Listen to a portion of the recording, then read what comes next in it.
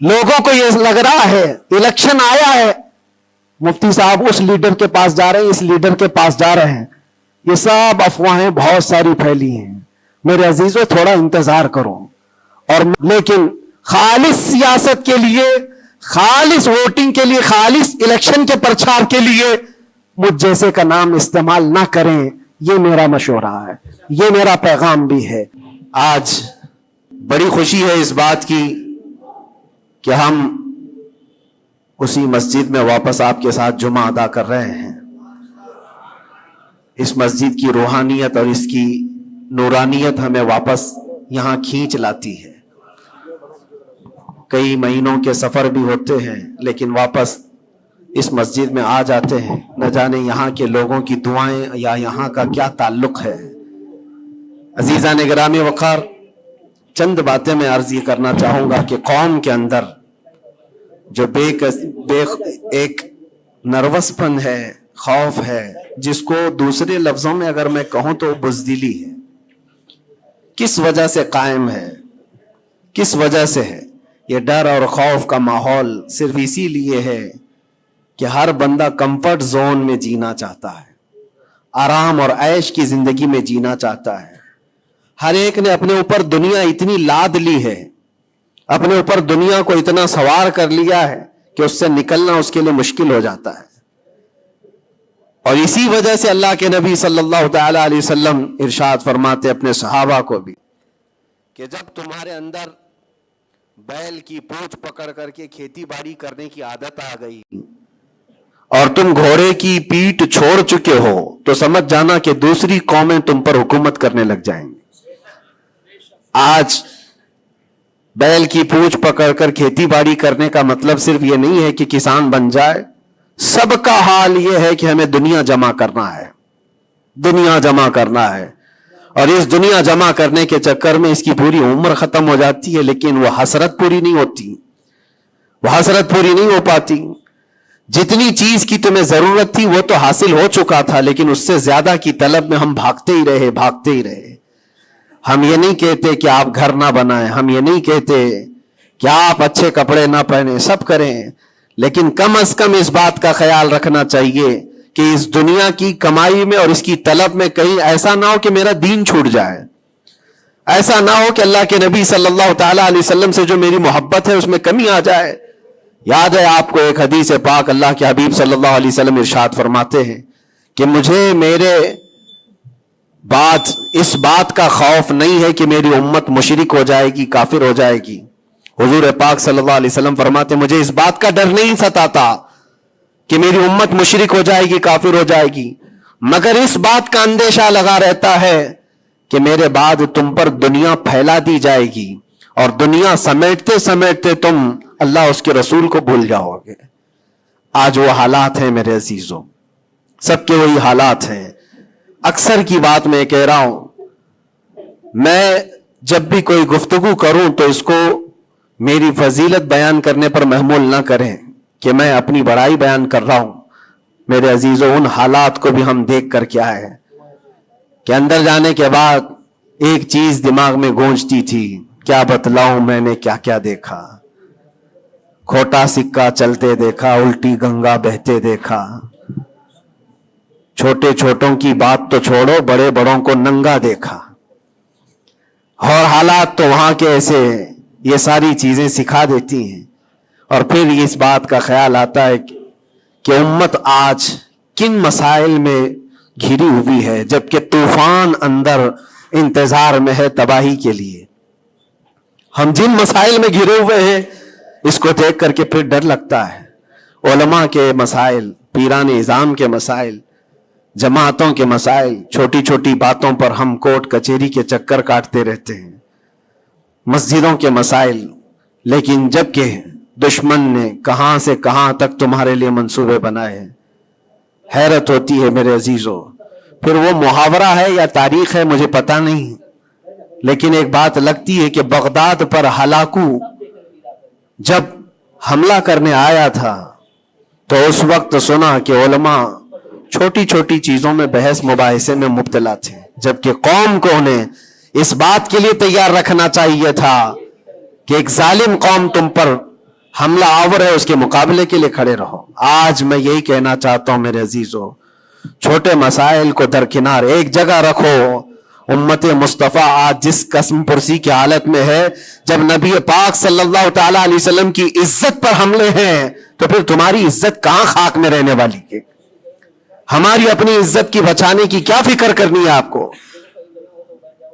پوری دنیا کا حال یہ ہے. پہلے تو ایک مسلمان کی بات میں آپ کو بتاؤں، فرانس جیسا پاورفل ملک، بہت ہی مضبوط کنٹری، 100 سال پہلے کی بات بتا رہا ہوں، نبی پاک صلی اللہ تعالی علیہ وسلم کی شان میں وہ کوئی گھناؤنی یا گستاخانہ انداز کی فلم ریلیز کرنا چاہتے تھے، یا پھر کسی طرح سے مذاق مسخرے والے کام کے ذریعے سے میرے آقا صلی اللہ علیہ وسلم کو نشانہ بنانا چاہتے تھے، اور اس بات کو وہ اپنی آزادی رائے اور اپنی خیال کی آزادی کو بتاتے ہیں.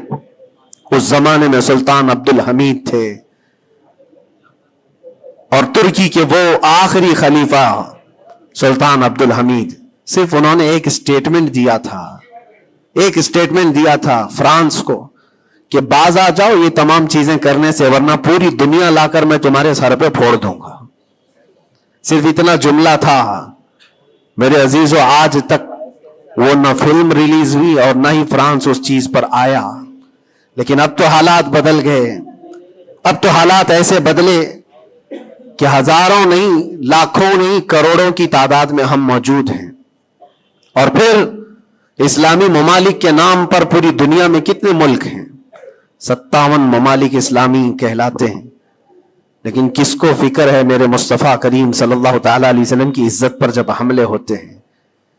اور یہ تمام حالات جب اپنا درد کا میں اظہار کرتا ہوں تو پھر لوگوں کو یہ لگتا ہے کہ یہ بھڑکاتے ہیں، اکساتے ہیں. میرے عزیزو، میں چاہتا ہوں کہ قوم اصل مسائل کو سمجھے. جو اصل مسائل ہیں ان کو سمجھو، فرض کو دیکھو، نفل کی طرف نہیں. پہلے تم پر جو فرض ہے اس کے لیے کھڑے ہو جاؤ. آج قوم کی بکھراؤ کو بھی دیکھتا ہوں تو ایک حدیث پاک میں آپ کے سامنے رکھتا ہوں. اللہ کے نبی صلی اللہ علیہ وسلم سے پوچھا گیا دین کیا ہے؟ میرے آقا صلی اللہ علیہ وسلم فرماتے ہیں الدین النصیحہ، دین خیر خواہی کرنے کا نام ہے، ہر ایک کے ساتھ اچھا برتاؤ. پھر پوچھا قلنا لمن یا رسول اللہ صلی اللہ علیہ وسلم، اے اللہ کے رسول کس کے لیے خیر خواہی کرنے کا نام دین ہے؟ اللہ کے رسول صلی اللہ علیہ وسلم فرماتے ہیں للہ ولکتابہ ولرسولہ وللائمۃ المسلمین وعامتہم، اللہ کے لیے، اس کی کتاب کے لیے، اس کے رسولوں کے لیے، اور مسلمانوں کے جو امام ہیں یا ان کے حاکم ہیں، ان کے لیڈر ہیں، ان کے لیے، اور تمام مسلمانوں کے لیے اچھائی کا ارادہ کرنا، بھلائی کا ارادہ کرنا، اسی کا نام دین ہے. دین کو اللہ کے نبی صلی اللہ تعالی علیہ وسلم نے ان تمام چیزوں کے ساتھ لگا کر کے آپ کو بیان فرمایا. اور آج میں اس میں سے ایک ٹکڑا ہی اگر بیان کروں کہ الدین النصیحہ لائمۃ المسلمین وعامتہم، مسلمانوں کے امام، مسلمانوں کے جو لیڈر ہیں ان کے لیے اور عام مسلمانوں کے لیے خیر خواہی کرنے کا نام دین ہے. اور آج میرے عزیزو اس بات کی بہت زیادہ ضرورت ہے. اجتماعی طور پر سب دیکھیں کہ ہمارا مفاد کس میں ہے، امت کا کام کس میں ہو سکتا ہے. اور ایک حدیث میرے آقا صلی اللہ علیہ وسلم فرماتے ہیں من اصبح ولم یہتم، حضور اکرم صلی اللہ علیہ وسلم فرماتے ہیں من لم یہتم بامرنا فلیس منا، جو اس حال میں صبح کیا کہ میری امت کا خیال نہیں کیا، حضور فرماتے وہ ہم میں سے نہیں ہے، وہ ہم میں سے نہیں ہے. کتنی صبح ایسی ہوتی ہیں جو تم صبح اٹھ کر کے سوچتے ہو کہ امت کا کیا ہونا ہے. یا آقا کریم صلی اللہ علیہ وسلم فرماتے ہیں جس نے میری امت کا خیال نہیں کیا وہ مجھ میں سے نہیں ہے، وہ ہم میں سے نہیں ہے.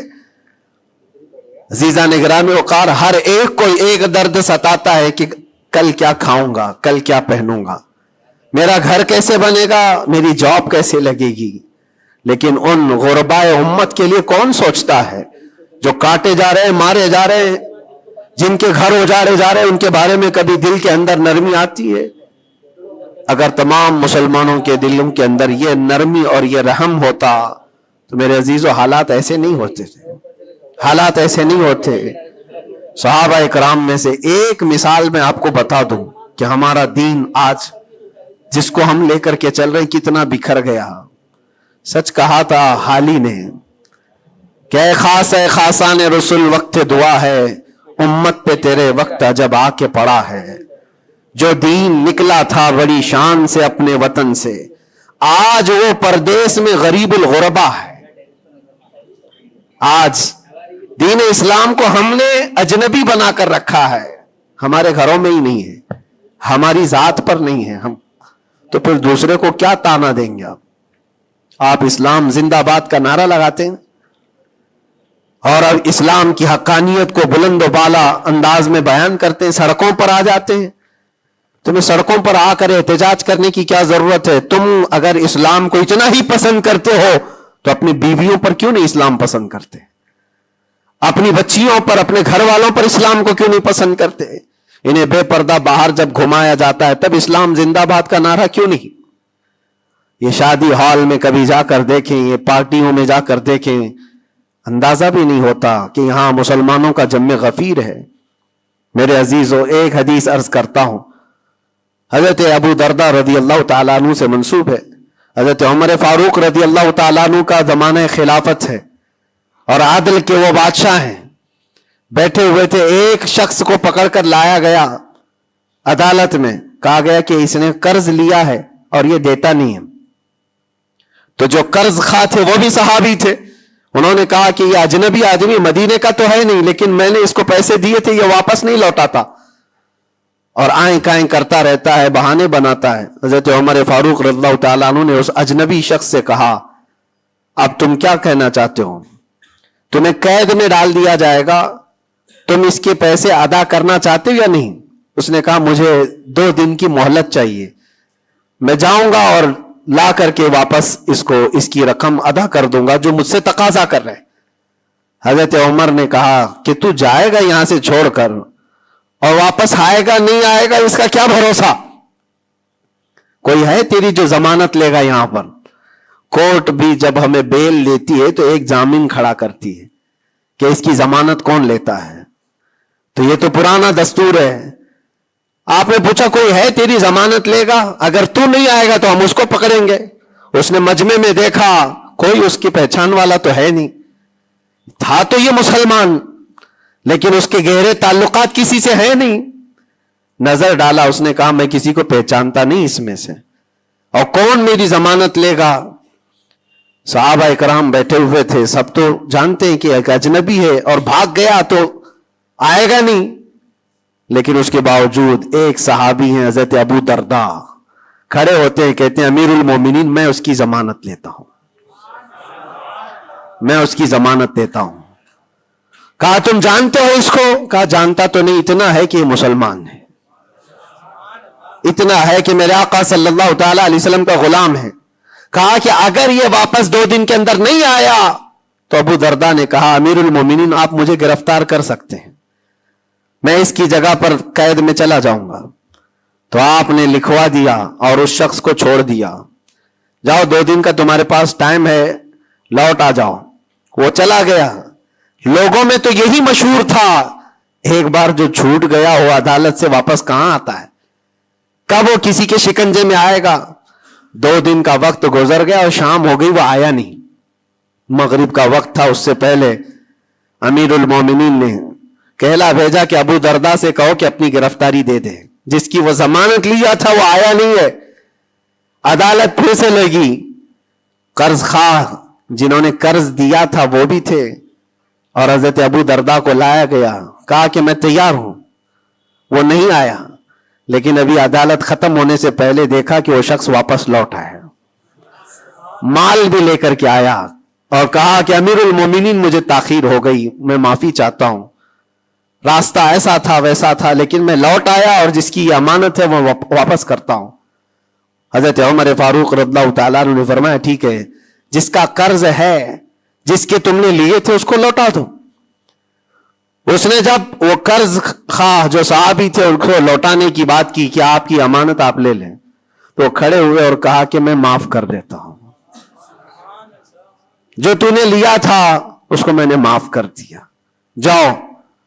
تو حضرت عمر فاروق رضی اللہ تعالیٰ عنہ فرماتے ہیں کہ پھر یہ مجلس دیکھی تو اس اجنبی شخص سے پوچھا، تو چاہتا تو بھاگ جاتا، تو چھوڑ کر چلا جاتا، واپس نہیں آتا تو کون پکڑ کر لاتا؟ تو کس علاقے کا ہے یا کہاں جاتا؟ واپس کیوں آیا؟ جانتے ہو اس نے کیا جواب دیا؟ امیر المومنین آپ سچ کہہ رہے ہیں، میں ایسی جگہ چلا جاتا جہاں سے لوگ مجھے پکڑ کر نہ لاتے، تھوڑی سی رقم ضرور تھی، میں بچا کر کے چلا جاتا، لیکن دل میں یہ خیال آیا کل کو دنیا یہ کہے گی رسول اللہ کے غلام دھوکے باز ہوتے ہیں، کہیں اللہ کے نبی صلی اللہ تعالی علیہ وسلم کے اوپر کوئی انگلی نہ اٹھائے کہ حضور کا غلام ایک مسلمان دھوکہ دیتا ہے، اس لیے میں واپس لوٹ آیا۔ میرے لیے دنیا حقیر ہے، میرے مصطفیٰ کی نسبت بہت بلند ہے۔ امیر المومنین نے ابو درداء سے پوچھا کہ اے ابو درداء، تم ایک اجنبی شخص کی ضمانت لینے کو تیار ہو گئے، تمہارے اندر کیا جذبہ آ گیا ایسا؟ ابو درداء نے کہا امیر المومنین میں نے دیکھا یہاں پر حالات ایسے کہ اس کو پہچاننے والا کوئی نہیں، اور اگر ہم میں سے کوئی بھی نہیں اٹھتا تو یہ شخص اور اس کے بعد آنے والی قوم یہ کہتی حضور پاک صلی اللہ علیہ وسلم کے غلاموں میں مدد کرنے کا جذبہ ختم ہو گیا ہے، نبی پاک صلی اللہ تعالی علیہ وسلم کے غلاموں میں مدد کرنے کا جذبہ چلا گیا، کوئی اگر یہ تانا مارتا، اس لیے میں کھڑا ہو گیا۔ زیادہ سے زیادہ کیا ہوتا کہ میں قید میں چلا جاتا، لیکن میرے نبی کی ذات پر کوئی انگلی تو نہیں اٹھا سکتا۔ حضرت امیر المومنین نے اس صحابی سے پوچھا تم نے قرضہ معاف کیوں کر دیا؟ اور عدالت میں مقدمہ کیا تھا، معاف کرنا تھا تو پہلے کر دیتے۔ آپ نے کہا کہ میں اس کو پہلے پہچانتا نہیں تھا، لیکن یہ جب 2 دن کا موقع لے کر گیا بھی اور واپس لوٹ آیا بھی تو امیر المومنین میرا تو یہ حق بنتا ہے کہ میں اس مسلمان کا قرض معاف کر دوں، اس لیے کہ میرے دل میں بھی یہ خیال آیا کہ اگر میں معاف نہ کرتا تو کل کو دنیا یہ کہتی کہ رسول اللہ کے غلاموں میں معاف کرنے کا جذبہ بھی چلا گیا۔ یہ ہے پورا دین، یہ ہے پورا دین، ایک دوسرے کو معاف کرنے کا جذبہ، ایک دوسرے کی مدد کرنے کا جذبہ اور وعدے کو مکمل کرنے کا جذبہ، یہ کل ملا کر کے دین بنتا ہے۔ عزیزان گرامی وقار، آج جن حالات سے ہم گزر رہے ہیں، ہمارے درمیان نفرتوں کی دیواریں کھڑی ہیں، ایک دوسرے کو سلام کرنے سے بھی کتراتے ہیں، جبکہ مسجد کی صفوں میں شانے سے شانہ لگا کر کھڑے ہوتے ہیں۔ پھر وہ کون سا جذبہ ہے جو مر گیا ہے یا ختم ہونے کو آ گیا ہے؟ زندہ کرو۔ ہم اس نبی پاک صلی اللہ تعالی علیہ وسلم کی امت میں ہیں، اس نبی پاک صلی اللہ تعالی علیہ وسلم کی امت ہے جہاں ہماری جان جا رہی ہو لیکن میرے پڑوس میں کوئی پیاسا ہو تو ہم پانی نہ پی کر اسے پانی پلا دیتے ہیں۔ ہماری یہ تاریخ رہی ہے کہ نہیں رہی ہے؟ صحابہ اکرام کی یہ تاریخ ہے۔ مدینہ طیبہ کو جا کر دیکھ لینا، نبی پاک صلی اللہ تعالی علیہ وسلم کے اس پاک زندگی میں ایسا بھی تھا کہ ایک صحابی کے گھر گوشت کا تحفہ آیا، بھنا ہوا گوشت تھا، کسی نے دیا، انہوں نے یہ سوچ کر کے بغل میں دے دیا مجھ سے زیادہ بھوکے میرے پڑوسی ہیں، پڑوسی نے یہ سوچا مجھ سے زیادہ میرا پڑوسی بھوکا ہے، وہ گوشت کی بھنی ہوئی سری بکری کی مدینے میں ایک رات میں سب گھروں میں گھومتی گھومتی اسی پہلے صحابی کے گھر آ گئی۔ ہر ایک کو یہ خیال تھا مجھ سے زیادہ حق اس کا ہے، ہر ایک کو یہ خیال تھا مجھ سے زیادہ اس کا حق ہے۔ عزیزان گرامی وقار، آج جو حالات ہیں وہ بہت بدلے ہوئے لگتے ہیں، بہت بدلے ہوئے لگتے ہیں کہ ہر ایک کو یہ لگتا ہے سب سے زیادہ حقدار میں ہوں، مجھ پر ہی رحم ہونا چاہیے، میری مدد ہونی چاہیے، دوسرے کی ہو یا نہ ہو۔ یہ تمام باتیں صرف اس لیے کہہ رہا ہوں کہ ائمۃ المسلمین اور عامتہم جو حدیث پاک میں آیا ہے، مسلمانوں کے امام، مسلمانوں کے لیڈر، ان کے بارے میں خیر خواہی کرنا یہ بھی دین ہے۔ اور آج تو جن حالات کو دیکھ رہے ہیں ہم، الیکشن کا ماحول ہے، ہر ایک کی نظر لوگوں کے صرف ووٹ پر لگی ہوئی ہے، اور پھر اس کے بعد پتہ نہیں 5 سال تک تو ڈھونڈتے رہو، پتہ بھی نہیں ملتا۔ لیکن ان حالات میں مسلمانوں کو یہ چاہیے کہ وہ اپنے حق رائے دہی کا پورا استعمال کریں. تمہارے کچھ حقوق ہوتے ہیں, تمہارے بھی کچھ مطالبے ہونے چاہیے. ہر قوم آج ووٹ دینے سے پہلے اپنے مطالبے رکھتی ہے کہ ہمارے محلہ بڑا خستہ حال ہے, اس کی گٹر بنا دو, اس کے فلاں کر دو, بجلی پانی صحیح کر دو. یہ ضروریات زندگی کے مطالبے تو رکھتی ہی ہے. مسلمانوں کے مطالبے کہاں چلے گئے؟ ہمارے حقوق کے بارے میں کبھی بات کیوں نہیں رکھی جاتی؟ اسی لیے میرے عزیزو, میرا مشن تو صرف اتنا ہے, ہمارا لیڈر وہی ہے جو ناموس رسالت کے لیے کھڑا رہتا ہے. ہم اس کو لیڈر بھی مانتے ہیں جو میرے آقا صلی اللہ تعالی علیہ وسلم کی عزت کے لیے کھڑا رہے. اس لیے کہ میرے عزیزو, ہمارا پورا ایمان یہی ہے, ہمارا پورا ایمان یہی ہے. اور آپ کو پتا ہے محمد کی محبت دین حق کی شرط اول ہے. اسی میں ہو اگر خامی تو سب کچھ نامکمل ہے. اور اگر تم نبی پاک صلی اللہ تعالی علیہ وسلم کی محبت اور ان کی عظمت کے لیے کھڑے ہو گئے تو دنیا یوں ہی سنور جائے گی. آپ کو پتا ہے ڈاکٹر اقبال نے کیا ایک بہت پیارا حل دیا تھا ہمیں, بہت پیارا حل ہے. مسائل تو بہت ہیں, ہم بھی چاہتے ہیں ہمارے لیڈروں کے پاس رکھیں. ہماری ایجوکیشن کے مسائل ہیں, ہمارے گھر بار کے, ڈرینیج کے, روڈ کے, لائٹ کے, پانی کے, بہت سارے مسائل ہیں. اس کے علاوہ غربت کے مسائل, جاب لیس نوجوانوں کے مسائل, بہت ساری چیزیں ہیں. کیا کیا مسئلے رکھے. اور پھر قوم کے اندر جو خرابیاں آئی ہیں وہ تو ایک پہاڑ کے برابر ہیں. ہر دوسرا تیسرا نشے کا عادی ہے, ہر دوسرا تیسرا اخلاق سے گرا ہوا ہے. یہ تمام معاملات, عورتوں میں بے حیائی, نوجوانوں میں نشہ کی عادت, یہ تمام چیزیں دیکھ دیکھ کر ہم سوچتے ہیں کن کن مسئلوں پر بات کریں اور کس کس چیز کا علاج کرنے کے لیے نکلیں.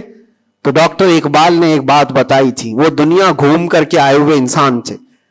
وہ پیرس گئے, اٹلی گئے, جرمن گئے اور وہاں کے قوموں کی ترقیاں بھی دیکھی, اور اس کے بعد واپس آ کر کے کہا میں نے اپنی قوم اور حضور کی امت کی ترقی کو بہت گہرائی سے دیکھا. 8-10 سال کا ریسرچ کیا, میں نے معلوم کیا کون سی فیلڈ میں اپنے نوجوانوں کو اتارا جائے تو یہ کامیاب ہوں گے, کون سا ایسا میدان ہے جس میں مسلمانوں کو جمع کر دیا جائے تو یہ ترقی میں آ جائیں گے. سائنس ہے, فزکس ہے, جغرافی ہے, اسٹرونومی ہے, بہت ساری چیزیں ہیں. کس چیز میں اتارا جائے؟ تو ڈاکٹر اقبال کہتے ہیں میں نے بہت غور و فکر کیا, آخرکار اس نتیجے پر پہنچا کہ اس امت کی کامیابی کا صرف ایک ہی نقطہ ہے, ایک ہی راز ہے کہ محمد سے وفا تو نے, تو ہم تیرے ہیں. یہ جہاں چیز ہے کیا, لوح و قلم تیرے ہیں, لوح و قلم تیرے ہیں. ہر مسئلے کا حل اس بات پر ہے. اسی لیے میں فوکس کرتا ہوں میرے عزیزو, نبی پاک صلی اللہ تعالی علیہ وسلم کی عزت کی حفاظت کے لیے جو کھڑا ہوتا ہے اللہ تعالیٰ اس کے سارے مسائل کو یوں حل کر دیتا ہے. اسی لیے آیت کریمہ بھی میں نے یہ پڑھی, ان ینصرکم اللہ فلا غالب لکم. اللہ فرماتا ہے اگر اللہ تمہاری مدد کر دے تو دنیا میں سے کوئی ایسا نہیں جو تم پر غلبہ حاصل کر سکے. کوئی غالب نہیں آ سکتا اگر اللہ مدد کر دیا.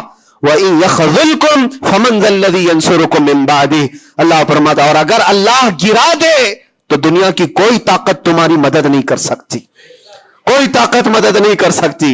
ایک بات, بہت ساری چیزیں ہم نے سیکھی ہیں. جیل کے اندر کے حالات انشاءاللہ کبھی طویل داستان پوری میں بیان کروں گا, لیکن ایک بندے کو دیکھا تھا, اس کے گھر والے بھی چھوڑ چکے سب, اس کو چھوٹا سا ایک کیس ہے لیکن جیل کے اندر اس کی ضمانت ہوتی نہیں. گھر والے کرانا چاہے تو ہو جائے 4 دن 5 دن میں, لیکن کوئی چاہتا نہیں. تھوڑا سا مانسک سنتولن بگڑتا چلا گیا, دماغی توازن کھونے لگا.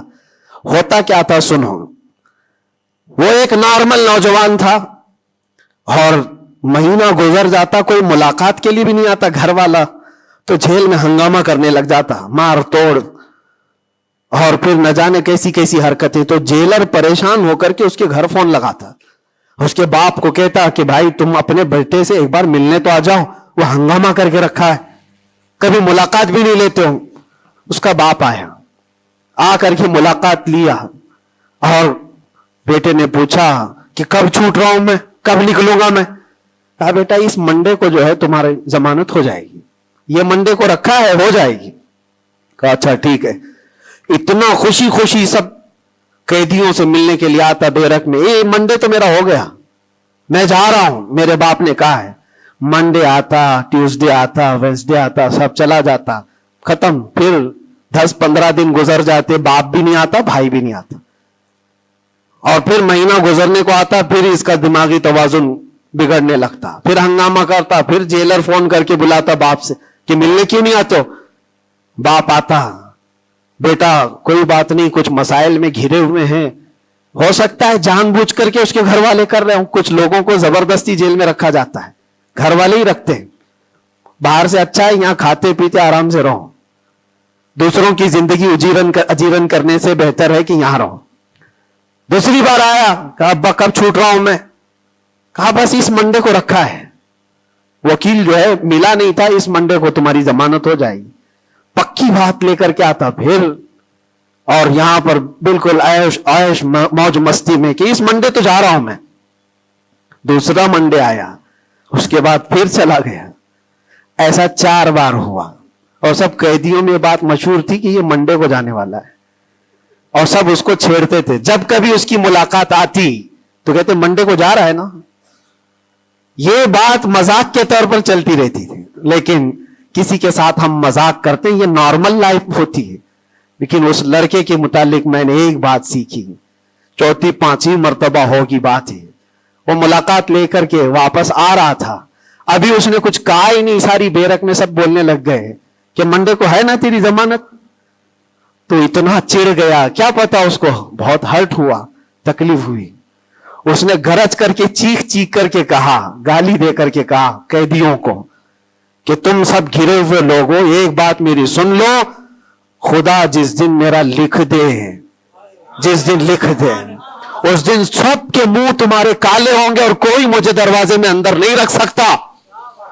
جس دن میرے چھوٹنے کا وہاں سے آ جائے پروانہ لکھا ہوا کہ یہ دن یہ بندہ چھوٹنے والا ہے, اس کے بعد وہ کہتا ہے مجھے یہاں کا پرائم منسٹر بھی نہیں روک سکتا. میں نے دیکھا اتنا یقین ہے اس کو. ایک تو اپنے باپ سے ہر بار سنتا تھا اس بار ضمانت ہو جائے گی, اس بار ضمانت ہو جائے گی, اور حقیقت میں میرے عزیزوں یہ جمعرات کا دن تھا جب وہ اپنے باپ سے ملاقات کر کے آیا تھا, اور اس کو تانا مارا جا رہا تھا منڈے کو جا رہا ہے. تب اس نے کہا تھا جس منڈے کو بھی میرا رب لکھ دے, جس دن بھی لکھ دے کہ اس کو اس دن یہاں سے نکلنا ہے, پوری طاقتیں مل کر کے بھی مجھے دروازے کے اندر نہیں رکھ سکتی. اتفاق کی بات ہے اسی منڈے کو اس کی ضمانت بھی ہو چکی تھی. وہ جا بھی رہا تھا, بسترے اٹھایا, سارا سامان اٹھایا, اور سب کو پلٹ کر کہنے لگا دیکھا حقیقت میں جو بیل ملتی ہے, جو ضمانت ملتی ہے, وہ رب ذوالجلال کے فیصلوں سے ہوتی ہے. یہ یقین اور توکل کی بات میں عرض کر رہا ہوں. عزیزان گرامی وقار, بہت سارے ایسے مسائل ہیں, اسی لیے میں آپ سے کہتا ہوں اگر اللہ مدد کر دے تو کوئی غالب نہیں آ سکتا, اور اگر اللہ تعالیٰ گرا دے تو پھر کوئی مدد بھی نہیں کر سکتا. اسی لیے اللہ تبارک و تعالیٰ کی مدد کس کے لیے آتی ہے وہ بھی قرآن کہتا ہے وَكَانَ حَقًّا عَلَيْنَا نَصْرُ الْمُؤْمِنِينَ. ہم نے اپنے اوپر لازم کر لیا ہے کہ ایمان والوں کی مدد کریں گے. اور ایمان والا ہے کون؟ لا يؤمن احدكم حتى اكون احب اليه من والده وولده والناس اجمعين. میرے آقا فرماتے ایمان کامل اس کا ہے جو ساری دنیا سے زیادہ مجھ سے محبت کرتا ہے. مفہوم حدیث عرض کر رہا ہوں, اپنے ماں باپ, اپنے اولاد, اپنے مال دولت, سارے انسانوں سے زیادہ اللہ کے رسول سے محبت کرتا ہے تو اس کا ایمان کامل ہے. اور جس کے ساتھ ایمان کامل ہوگا اس سے اللہ کی مدد آئے گی, اس پر اللہ کی مدد آئے گی. میرے عزیزو, بظاہر حالات اگر کسی کے ساتھ خراب ہو جائیں تو یہ مت سمجھ جانا. میں اکثر ایک بات محسوس کرتا تھا کہ ظالموں نے جس انداز میں بے قصور لوگوں کو بھی قید کیا اور ہمیں بھی زبردستی جن حالات سے گزارا گیا, پھر کبھی عرض کروں گا انسانی فطرت ہے, کبھی کبھار بکھر جاتے ہیں. تقاضا بشریت کے اعتبار سے گھبراہٹ تو ہمیں بھی ہوتی تھی. پھر تاریخ یاد آتی, میں پہلا تھوڑی نہ ہوں. سیدنا حضرت مظفر حسین کچوچوی رحمت اللہ علیہ فرماتے تھے مظفر کو مقید نہ سمجھ ایسے یاد, میری اسیری بھی سنت آبائی ہے. میرا یہ قید ہونا بھی میرے آبا و اجداد کی سنت ہے. بزرگان دین گئے ہیں اور جیلوں میں رہے اور واپس نکلے, لیکن ایک بات ہمیشہ یاد رکھو, اسلام زندہ ہوتا ہے بس. قربانیاں رائے گاہ نہیں جاتی, ضائع نہیں ہوتی. اللہ تعالیٰ کی مدد جس کے ساتھ ہے تو بظاہر حالات میں ایسا ہوگا. مجھے اچھی طرح سے پتا ہے, پہلے بھی معلوم تھا, میں نے تقریروں میں بہت کہا بھی تھا کہ مجھے اچھا معلوم ہے کہ میری تقریروں کا انجام کیا ہونے والا ہے, نتیجہ کیا ہونے والا ہے. مجھے کیسی کیسی دھمکیاں پہلے بھی دی گئی ہیں, اب بھی ہے, ابھی بھی ہے. آنے سے پہلے بھی کچھ لوگوں نے کہا تھا اتنا لمبا ہم نے کٹا دیا, اب تو بھول جاؤ گے, وہ شعر پڑھو گے, یہ شعر پڑھو گے, کیسی تقریریں کرو گے. ہم نے کہا میرے عزیزو, آپ کیا سمجھتے ہو, مچھلی کے تیرنا ختم ہو سکتا ہے, پرندے کا اڑنا ختم ہو سکتا ہے, شیر کا شکار کرنا ختم ہو سکتا ہے. وہ تو جانور ہے, ان کی فطرت نہیں ختم ہوتی. میں غلام مصطفیٰ ہوں, میری فطرت کیا ختم ہوگی.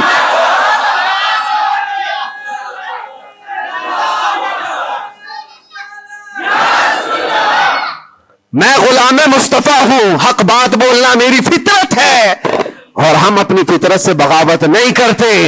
اور یہ 8 مہینے نہیں 8 سال بھی رہے, اس کے بعد نکالیں, ہم وہی بات کہیں گے جو میرے مصطفیٰ کی عزت کی بات ہوگی. عزیزان گرامی وقار, حالات بظاہر کچھ دنوں کے لیے ہوتے ہیں. امام احمد بن حنبل پر تو 1500 کے قریب نہیں 300 کے قریب کوڑے لگائے گئے تھے. 300 کوڑے کس کو کہتے ہیں, انسان مر جاتا ہے. وہ امام احمد بن حنبل 5 لاکھ حدیثوں کے حافظ, لیکن جمے رہے, ڈٹے رہے. نہ کبھی ان کا عزم ختم ہوا, نہ حوصلہ ختم ہوا. ائمہ اعظام کو یہ تمام چیزیں گزرنی پڑی ہیں. امام اعظم ابو حنیفہ رحمۃ اللہ تعالی علیہ جیل میں تو انتقال ہو گیا, جیل میں انتقال ہو گیا اس امام کی جس کو کروڑوں آج فالو کرتے ہیں. عزیزان گرامی وقار, ایک بات یہ سمجھ کر کے چلو, مصیبتیں آئیں گی لیکن اللہ کی مدد بھی آئے گی. ہاں, ہر اندھیرے کے بعد اجالا ہوتا ہے. ان مع العسر یسرا, اللہ قرآن میں فرماتا ہے ہر تکلیف کے بعد آسانی ہے, ہر تکلیف کے بعد آسانی ہے. اور میں تو ذہن میں یہ پریپیئر کر کے رکھا تھا, ذہن میں دماغ میں یہ بات بٹھا کر رکھا تھا, آزاد ہونا نہ ہونا یہ اللہ کی مرضی پر ہے. لیکن اگر مر کر کے میری لاش بھی باہر آتی تب بھی مجھے اس بات کا اطمینان تھا, جو بات ہمیں کہنی تھی وہ ہم کہہ چکے. انشاءاللہ رب تبارک و تعالی ہماری ان باتوں کو بچوں تک یہ محفوظ بھی کرائے گا.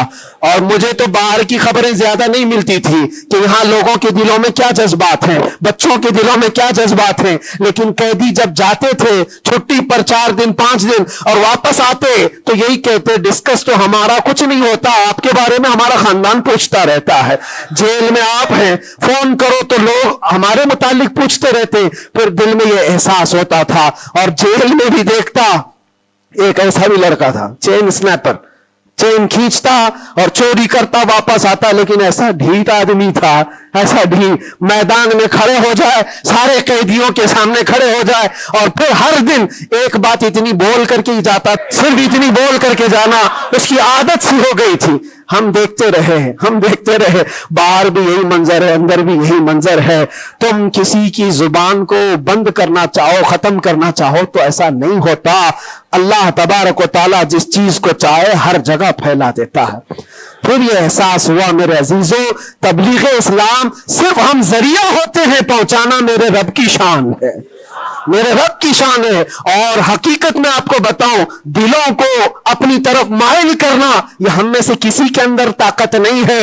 آج ہزاروں لاکھوں جو مجھے سننا چاہتے ہیں, اس میں بظاہر میرا کوئی کمال نہیں.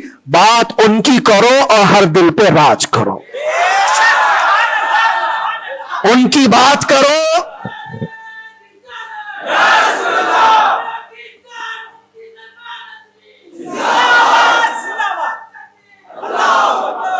اسی لیے آج کے حالات میں آخری باتیں عرض کر رہا ہوں.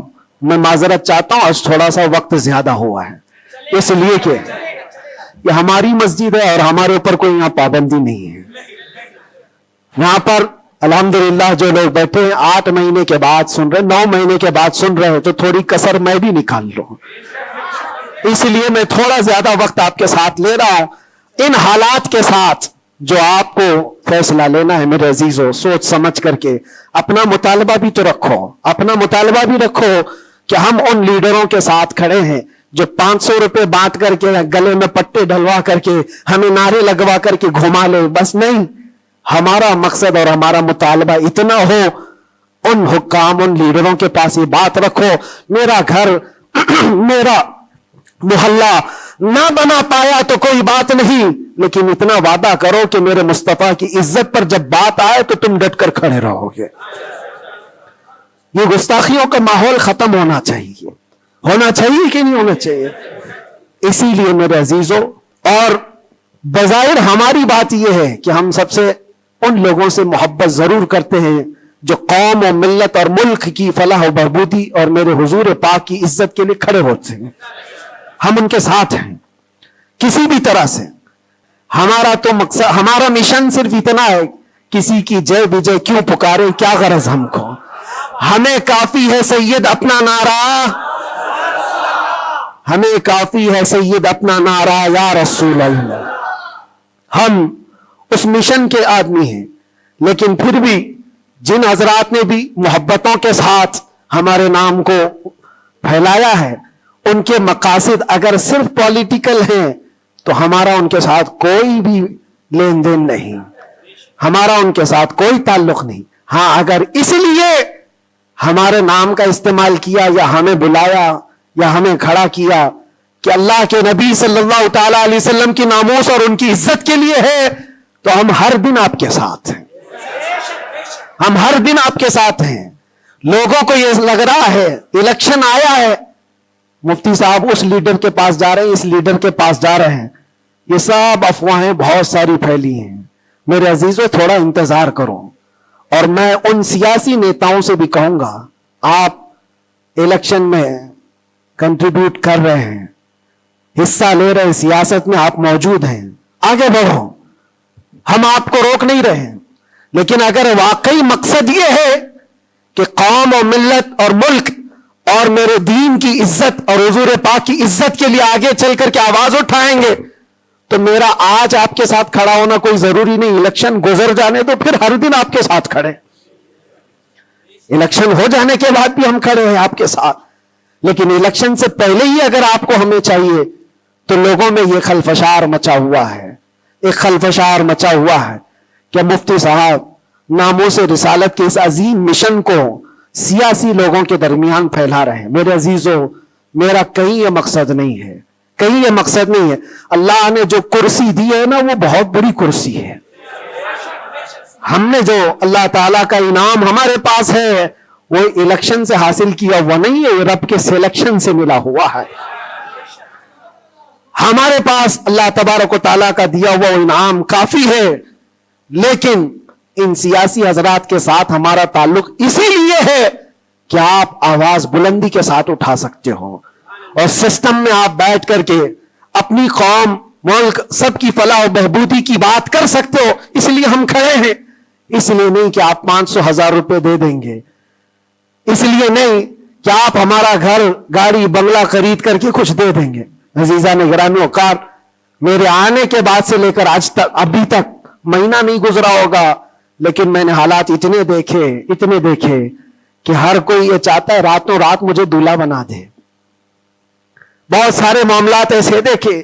اس لیے میں سب سے یہ گزارش کروں گا، آج کا یہ میرا پیغام ہے کہ ہمارا مشن ناموس رسالت ہے، ہمارا مشن تحفظ ناموس رسالت ہے، اور اس کے لیے ہم ہر طرح سے کھڑے ہیں.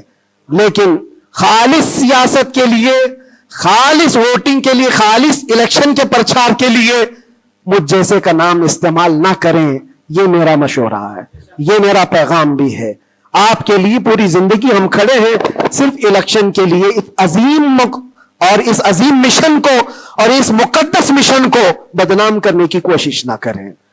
ہاں، پولیٹیکل جس انداز میں بھی آپ کو مدعے اٹھانا ہے اٹھائیں، لیکن حضور پاک صلی اللہ تعالیٰ علیہ وسلم کی عزت کا یہ جو مشن ہے، ناموس رسالت کا مشن ہے، اس کو صرف یوز کرنے کے لیے استعمال نہیں ہونا چاہیے، بلکہ جو بھی بندہ مومن کھڑا رہے گا وہ اپنی جان کے ساتھ کھڑا رہے گا. تبھی اس کا ایمان ہے، تبھی وہ اس کا ایمان ہے. اور اگر آپ مجھے یہ کہتے ہیں کہ آپ حضور پاک کے اس ناموس رسالت کا مسئلہ لے کر چلتے ہیں، قسم رب ذوالجلال کی اس کے پیچھے میرا کوئی دوسرا مقصد نہیں ہے، اس کے پیچھے میرا کوئی دوسرا مقصد نہیں ہے کہ اس کے ذریعے سے میں کما لوں گا، میں کھا لوں گا۔ میرے عزیزوں، کیا کما لیں گے، کیا کھا لیں گے؟ آپ کو میرے اپنے حالات معلوم نہیں کہ میں کس طرح کے حالات سے گزرا ہوں۔ اگر لوگوں سے بٹورنا ہی ہوتا تو ممبئی میں میری بہت ساری بلڈنگیں ہوتی، میں تو کرائے کے گھر پہ رہتا ہوں۔ میرے عزیزوں، میں اس چیز کا قائل نہیں ہوں، اس چیز کا قائل نہیں ہوں کہ اس عظیم مشن کو اپنے مفاد اور ذاتی فائدے کے لیے یا دنیا بنانے کے لیے استعمال کیا جائے۔ میرا اس میں کوئی مقصد پنہا نہیں، مقصد صرف اتنا ہے کہ کل بروز قیامت رسول پاک صلی اللہ تعالی علیہ وسلم کی نظر ہم پر پڑے، تم ہنس کے کہے جانا دیوانہ ہے دیوانہ۔ بس میرا مقصد یہ ہے، اتنا ہے کہ نبی پاک صلی اللہ تعالی علیہ وسلم کی نظر عنایت ہو، ارشاد فرما دے کہ فرشتوں چھوڑ دو اس کو، یہ میرا دیوانہ ہے۔ بس اس مقصد کو لے کر ہم چلتے ہیں، اور اللہ کے نبی صلی اللہ تعالی علیہ وسلم وہ عظیم غیرت مند رسول ہیں۔ میں نے دیکھا میرے عزیزوں، دنیا مجھ سے چھوٹ گئی تھی، ہر طرح کے رابطے بند تھے، میں گھر سے بھی بات نہیں کر سکتا، بچوں سے بھی بات نہیں کر سکتا تھا، مجھے اندھیری کوٹھری میں رکھا گیا تھا جہاں سے آسمان بھی نظر نہ آئے۔ کئی دن گزرتے رہے، لیکن قسم ہے اللہ رب العزت کی، اس کے ذات کی، اس رسول پاک صلی اللہ علیہ وسلم سے جس سے ہم محبت کرتے تھے، انہوں نے ہمیں تنہا نہیں چھوڑا۔